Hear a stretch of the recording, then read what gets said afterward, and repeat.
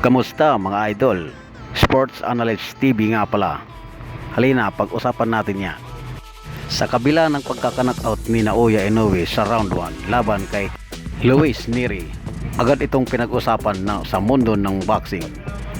Unang-una dyan ay si Janriel Casimero na gustong labanan si Naoya dahil once siya daw ang makalaban, sisiguraduhin niyang patutulugin ito sa ibabaw ng ring.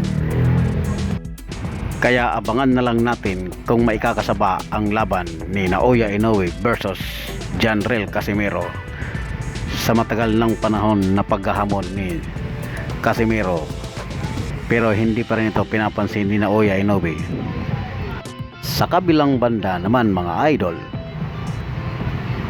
Naoya Inoue at kanyang kapatid, pareho ang senaryo sa kanilang naging laban.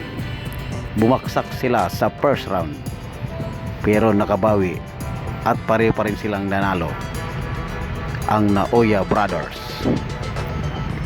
So ganyan talaga masusukat ang isang Inoue Brothers. Kahit sila ay napabagsak sa round 1, pinilit pa rin nilang makabawi.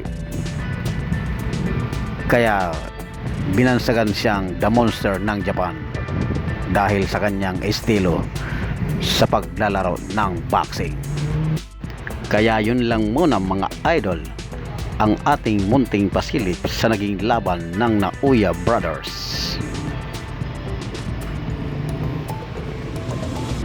So hanggang sa muli,